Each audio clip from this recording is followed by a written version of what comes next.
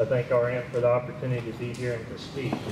While they're getting my presentation loaded up, as I was looking around, I see a lot of growers from a lot of different areas. Out of curiosity, how many growers have traveled more than 30 minutes to be here today? Okay, more than an hour? More than an hour and a half? Okay, I think that's really good. That really speaks to what it is that we're doing here today. You guys are innovative, and that's why you're here. You're innovative in a number of different ways. I was sitting here in here just admiring the building in here, and I see different things that they have done in here that are innovative that you will not see anywhere else. Agriculturalists have a way of doing things differently and doing things better. And I think we can all learn from each other. In fact, I probably learn more from our customers, individuals like RN. There's some others in here in this room that we learn a lot from. We get a lot of feedback from. And so the information that I'm going to be presenting today is not necessarily technical or hardcore statistical proven information. It's what guys continue to come back and to purchase. It's what guys come back into the office and say, man, that was some really good stuff. I'm going to do that again. And so anyways, I want to get started here today. No-till weed control. Myself and then our lead agronomist, Marty McCormick, is also responsible for helping me to combine this information. So we'll kind of get started.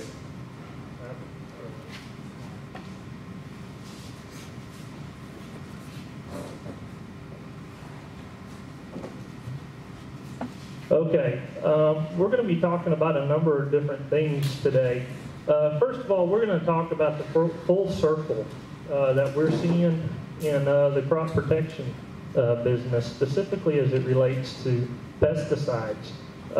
Resistance to pesticides is nothing new. If you look back over the history of the crop protection business, you will see that there is resistance to insecticides, herbicides, fungicides, that date back a number of different years. I think one of the reasons why we are talking about it more and more today has a lot to do with the simple fact that we have relied on Roundup, glyphosate type chemistry. And it has really changed the world in the way that we farm. I can remember when my dad planted his first Roundup Ready cotton, and the first time we sprayed it, he said, I don't know if this is going to work, but we're going to do it. And sure enough, it did work. You know, you had up until that 4-leaf window to apply, and then we roll into the flex cotton. You look at the corn and the options available in corn in this area. You travel across the country, soybeans, a number of other different crops that have this technology. So we're going to look at this full circle. We're going to talk about the Roundup Ready culture as I was referencing there. We're going to have some suggestions for preventing and managing resistance. We're going to talk about herbicide groups. And this is one of the things you're going to hear weed scientists talk a lot about, if not already, is the herbicide groups and these, the ways to identify different modes of action. We're going to talk about mixing. We do a lot of cocktails anymore, and so we're going to talk about how to mix those things, application, and then we're going to roll into some crop-specific programs and such. Much like RN, I'm going to venture a little bit from, weeds for just a minute, but I think this is going to draw a really good comparison. This right here is something you probably recognize. When talking about a government, the life cycle of a government, these are some of the things that you'll see. Bondage to spiritual faith, faith to courage, courage to liberty, and so on. I think us as farmers and such, we find ourselves in this right now. We have depended on a single mode of action for a number of years, and you see where it's gotten us to today. I'm also a very God is the center of my life. It's not my top priority. It is the center of my life. And I kind of look at everything through that thought in mind. you look back in Genesis, when Adam and Eve were thrown out of the garden, it talked about the ground would be cursed with thorns. Okay? So I go back to that, and I think as soon as we think we got it figured out, something's going to change, and we're going to have another obstacle in front of us. Whether you see it like that or not, I don't know. I don't care. But I really think that's fair to make that analogy. So, hey, the Roundup Ready culture. Good times had come our way. The economics. Glyphosate was very economical to apply, and it still is today. It's one of the lowest cost pesticides on the market. And we still complain about how high it is. We fuss over a nickel per gallon. We really see that in our business. But it is cheap. It's become a commodity product. It's much like corn. It's a commodity in the chemical world. Simplicity. It was very simple. Extremely simple. You had a spray rig, and you dumped in so many gallons, and that was it, and you went. Labor. It really reduced our reliance on labor. You took those cultivators out of the field, and the hired hands that drove them. And you also reduced your equipment. You got rid of a few tractors. You may even put a cultivator at a farm sale. Just a number of different things. It's really helped us to reduce our overhead. It also presented a reactive type mentality. You spray the weeds when you see them. A while ago we were visiting, and the guy said we didn't spray until you couldn't see the cotton anymore. And there's a lot of truth to that. We could take a woolly mass and make it look like a desert in a matter of 3 to 7 days. So that mentality of being reactive, we spray when time allows. Go to the lake, those weeds can wait till next week, you know. And dependence on a single mode of action. Another thing that this mentality has created is bad habits. I referred to weed size. There's not many products on the market that have the ability of glyphosate to kill relatively large weeds. The ones that I can think of that are still available are not labeled for row crop. And so, you know, our ability to control large weeds is fading. The other thing that I have seen for a number of years is cut rates. And glyphosate specifically, the old standard rate for a 4-pound product is a quart. I've had a lot of guys come into our office and mention, 16 ounces killed those careless weeds. They quit saying that about 3 or so years ago. And today, I have guys come in and say, well, we put 3 quarts on, and it didn't do anything, so we're going to do it again. That leads to insanity. Okay, strategies for preventing and managing resistance. There's a number of different things that I could talk about. Each of your operations are different. You own land, you lease land based on a crop share, or you do a cash rent. It's going to apply specifically to your operation, but I want to try to give you some generalities.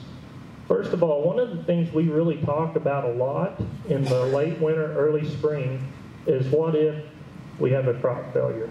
What if? And it's a legitimate concern, okay? So I'm not going to discount that, but I want to make the point that if we plan for failure, we most certainly will fail.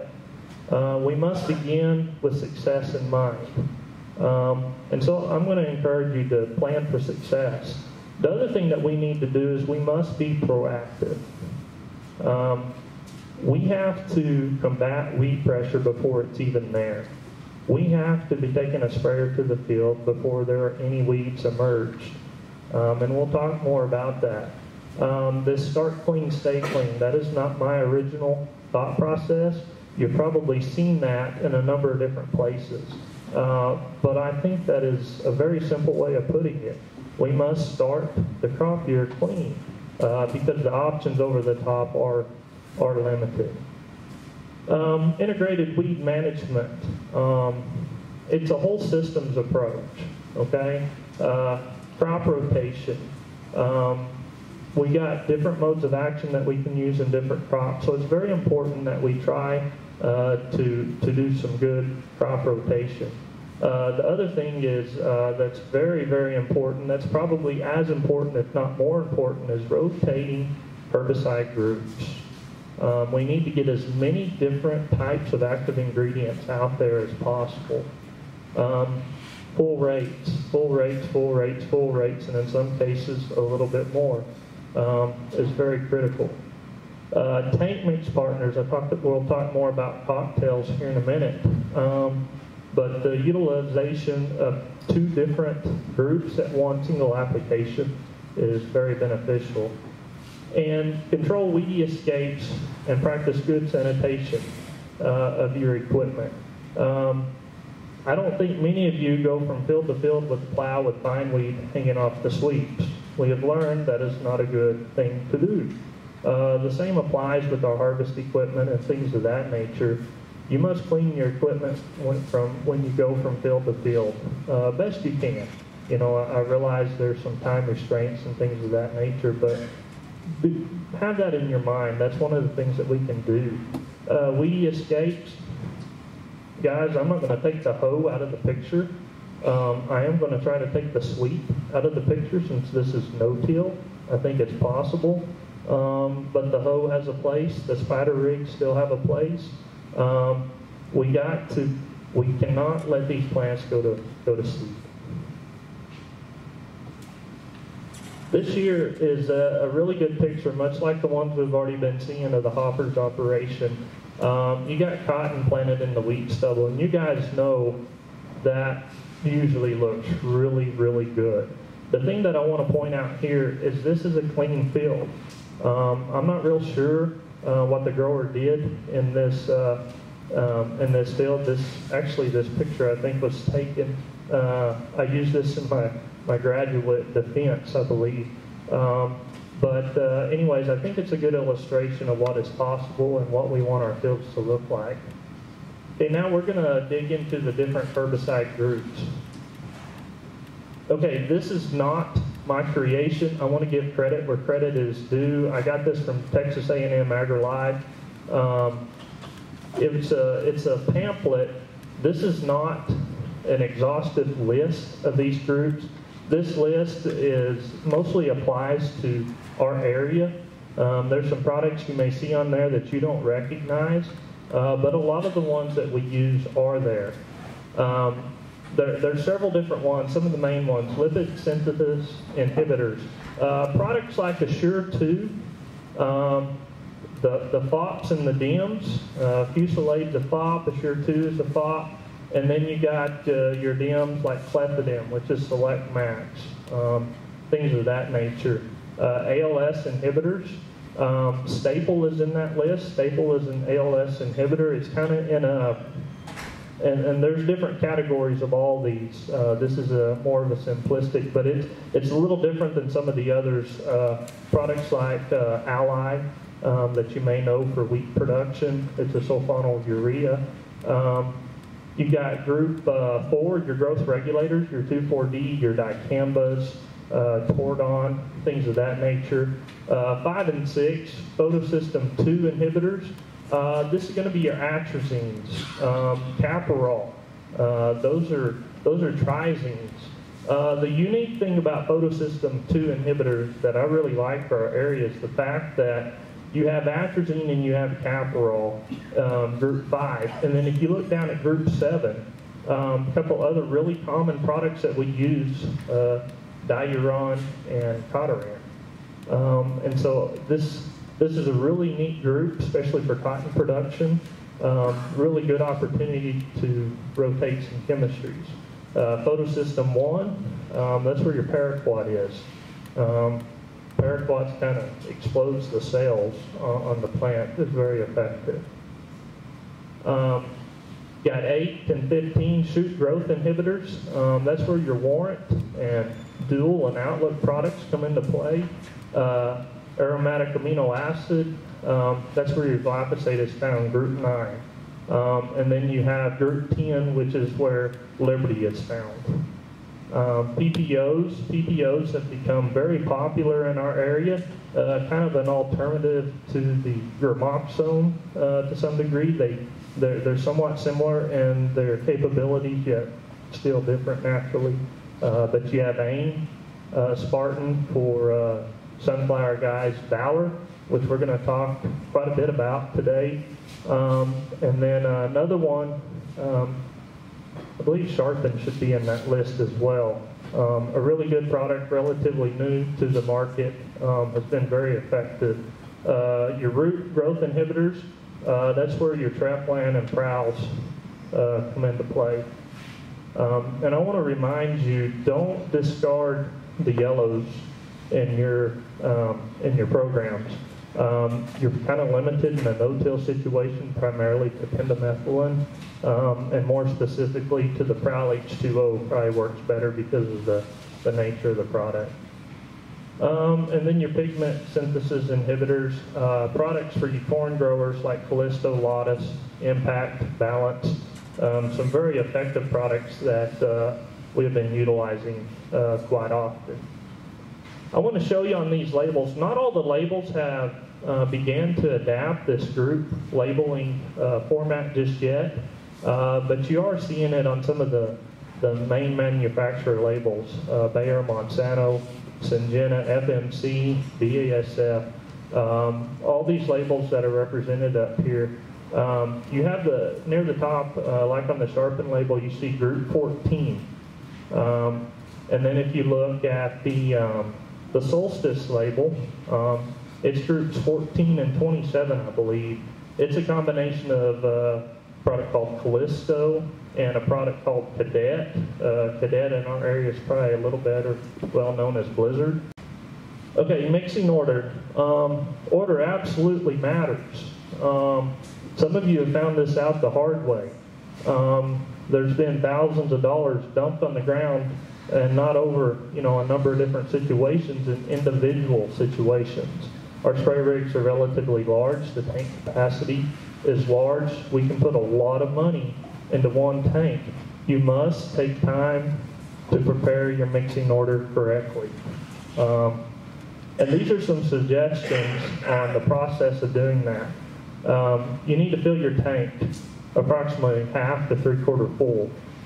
And then you got your dry products, your flowables, ECs, water solubles, and adjuvants are almost always last. In fact, you'll find there's some sulfonyl ureas that they tell you a little different, but I'm going to say that they're last almost every single time.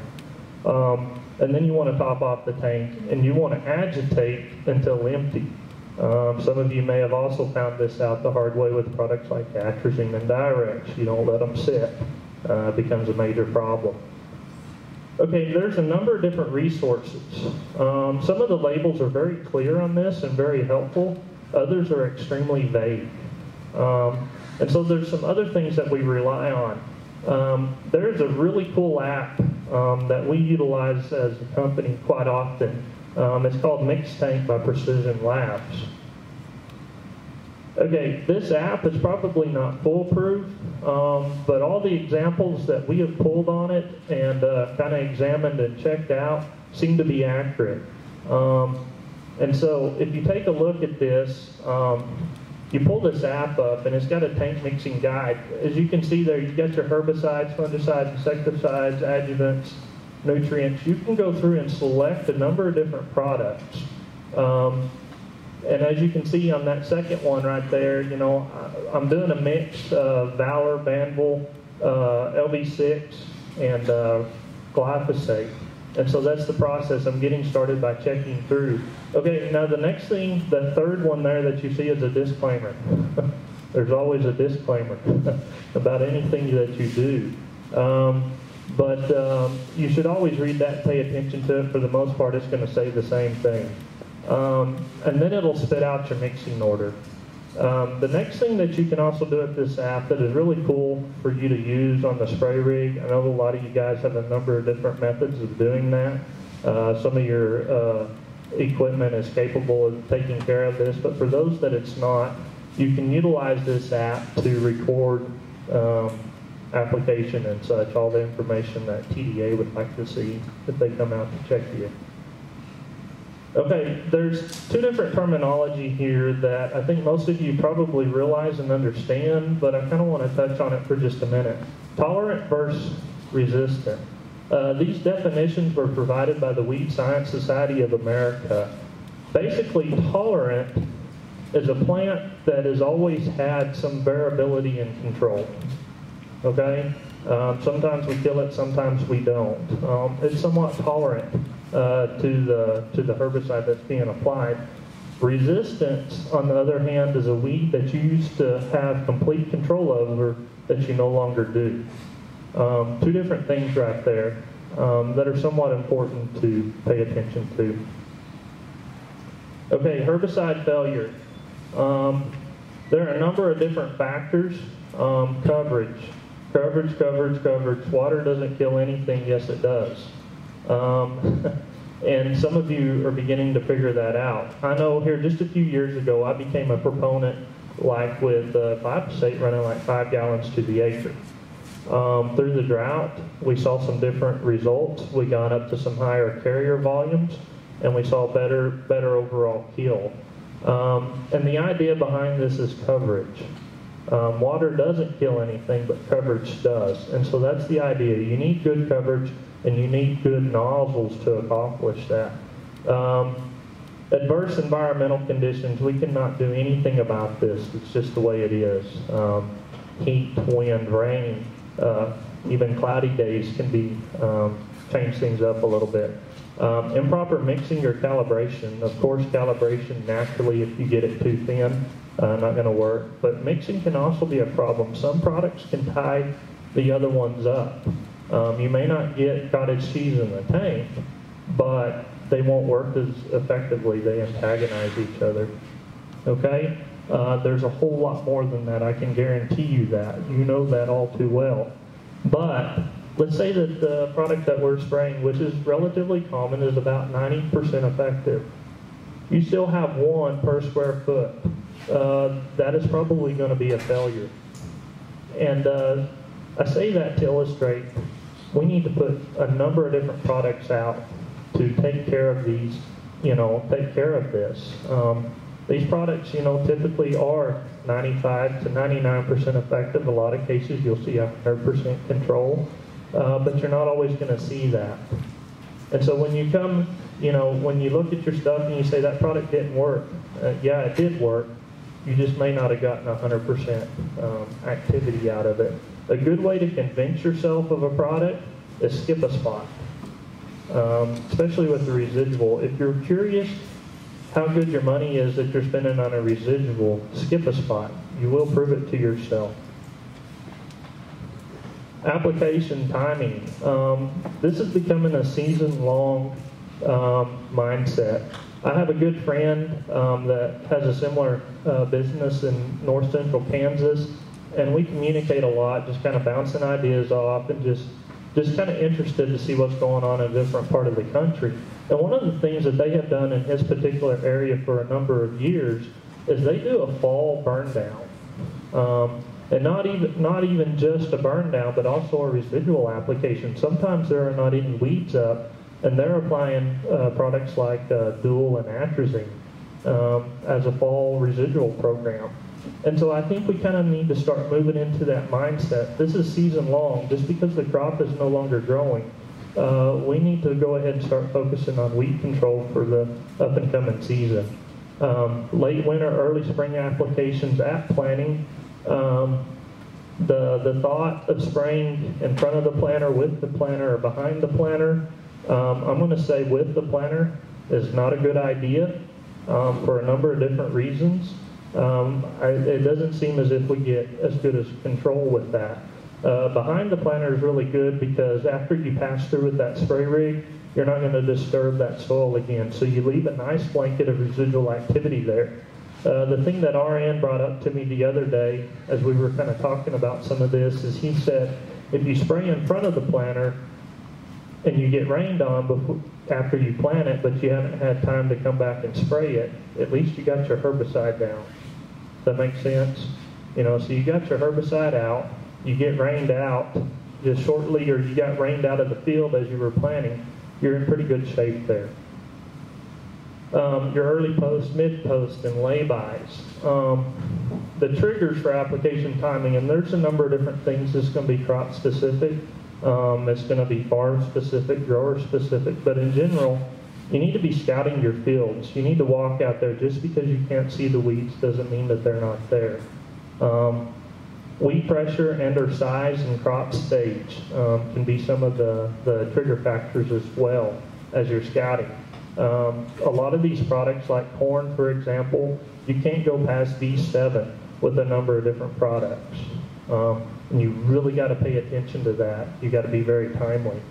The wind triggers, environmental and calendar, yes. I think spraying by the calendar does come into play to some degree. It's not the only factor, but I think you probably should mark down on the calendar the first 2 weeks of February, we're going to be looking at spraying. Okay? So I think that's to go ahead and to plan out and kind of be prepared for where you're heading. Methods. Some of the methods that we really need to start focusing on. Number one is ground speed. I know it's really easy for me to say this because I'm not the guy driving the sprayer. I'm not the guy hauling the water. I'm not the guy who has to get across a lot of acres. You guys are. And speed gets you there faster. I understand that.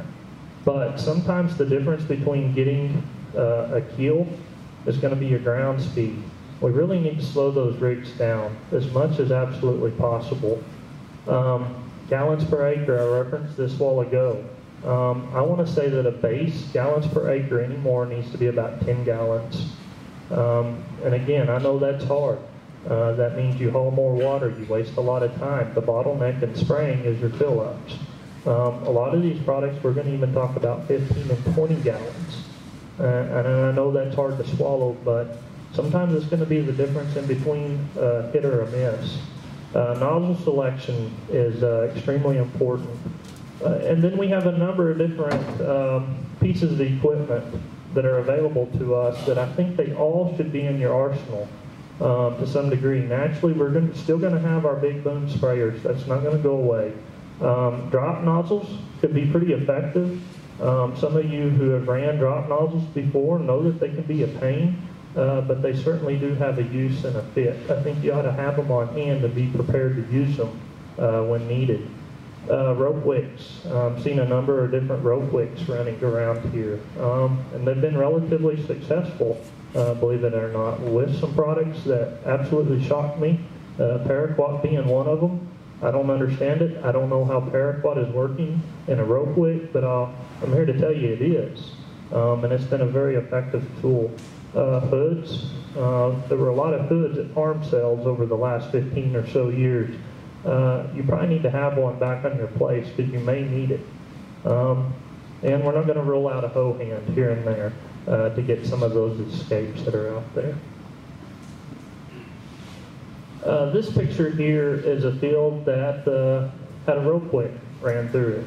As you can see, this picture is a little bit blurry actually, but the majority of the weeds that are, well, all the weeds that were sticking out of the canopy at the time of application are dead or in the process of dying. But there's some weeds in there that my photograph doesn't really show as well, but there are some weeds that were below that canopy that are coming. And so you need to be mindful of that. Okay, as an overall weed program from cotton, cotton is probably one of the most difficult crops in regards to weed control programs, primarily for the simple fact that we don't have a lot of options over the top. And our ability to close that canopy in West Texas is extremely limited. There's another good picture of a no-till cotton planted into wheat. Okay, this is a flyer that Marty put together that we set on our desk as a really good discussion tool. this is a pretty in-depth discussion over the program I just described and a number of different products that may be available for those different timings. The general idea that I want to point out that goes across the top as the months go by is beginning in February, how those programs overlap. You don't want to wait until you see weeds. You want to go out, and before that herbicide is breaking down, you want to be putting another one on. So roughly, I don't know, about every 3 weeks or so, you're going to need to be doing something. A lot of these products are 3 to 4 week residuals, at which, you know, you're naturally losing some control. On the back of that slide is a little more in-depth conversation about each of those products and their capabilities and limitations. Corn's a different animal altogether. We have a lot different types of chemistry to use. Just as a suggestion, this is one way to start out your corn, is much like the cotton, using some of the same chemistries.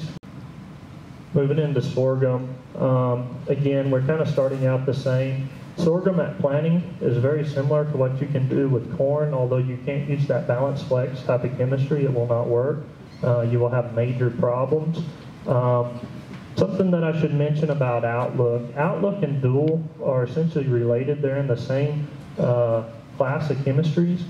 The difference between the two is the amount of water it takes to fully incorporate them. I don't have a lot here on wheat. Wheat is very difficult in this area. A lot of times when you plant wheat, you don't have the foggiest idea if you're taking it to grain or if it's going to be a cover crop. A lot of this no-till idea is summer fallow. That's been very effective, and there are a number of different things that we can do in summer fallow that are very effective. The bottom one's kind of a new one we haven't talked about yet, glyphosate plus the Star Rain and or dicamba. In some cases we felt like we needed them both. And then First Shot. First Shot is sulfonyl urea. It's a combination of Express and Harmony. It's a really good chemistry. It does not have residual. It does have a 14-day rotation interval. On pretty much any of the crops we're going to plant, it's very minimal. That's more for safety than a true residual type idea. I was going down the road the other day and I saw this grower plowing up this wheat stubble, and this was some really good wheat stubble. If I remember correctly on this field, I think this was a cotton field that was destroyed, that was shred rather than harvested. And so you can see that the volunteer cotton is rather thick. Other than the volunteer cotton, there were hardly any other weeds in that field. Now the grower here may have had a number of different reasons for wanting to plow that. But I want to show this picture to illustrate we can do something with that. There are options. That wheat stubble is probably very, very valuable. Don't just take the plow to the field. Go in and talk to your consultant or where you buy your crop protection products and run some ideas by them. Cotton, once it gets big, it's funny, cotton is a bear to get up out of the ground, but once it's up, you can't hardly kill it. But we can probably do something with this. It may not be a one-shot deal, it may take two. And really, it probably would have been best to have been spraying this field right behind the combine, and we probably could have even been more effective. But don't just immediately jump on the plow. This field here, it's at least a section, maybe larger. I don't know how well you can see what is in that picture. It is a combination of kosher, Russian thistle, careless weed, mare's tail, and a number of different other weeds. And this stuff is thick. It's probably about shoulder to head high. And they haven't done anything with this field for whatever reason. There's probably some reasons there, but they were beginning to shred it. I don't think you could plow through that. It would probably take you every bit of 3, probably 4 or 5 trips across it to plow those weeds up. And so what I'm going to suggest is this is an excellent cover crop. It's probably going to take a shredder to get there because those weeds are too big and to get good coverage and to actually kill them. We may need to take a shredder over that field so that we can get good coverage and we can get some herbicide down in there. Again, when you cut a weed off like that, sometimes it can be very difficult to get a herbicide kill on it, but it is possible, sometimes more than one trip. In the future, we basically have no glyphosate coming to the market right now that I am aware of. Some of these companies may have something in their back rooms that they're not talking about yet, but we don't have another product like that coming to market anytime soon. But we do have options that are coming. Monsanto naturally is developing their dicamba line, their Extendiflex line. And I want to make 5 different points. You got to be proactive. You got to be spraying before you see weeds.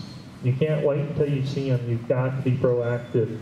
We got to go back to a conventional mindset, and not in regards to tillage, but in regards to chemistry.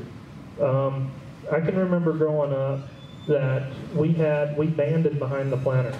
We banded Caparol and Prowl. We used Staple, a number of different things. We've got to get these products back out. We've got to start using them more. So we got to go back to that conventional mindset of using residuals and using overlapping residuals. Again, there's a number of different residual products. Some of these are old, some of them are new. And again, you got to plan for success. You really do. And I know that's hard because a crop failure is a big deal. But still, you got to keep that success of your weed control program in your mind, because if you don't have success weed control wise, I can almost guarantee you will not have success in regards to producing a profitable crop. And then chemical rotation is going to be extremely important. We need to get different modes of action, different groups of chemistry out. Essentially a disclaimer. Any of the information here that I gathered from a number of different sources, some of it's mine, some of it's not. So I take no credit for anything other than I'm here today. So if you have any questions, I'm available. You can catch me later. I'd be glad to visit with you.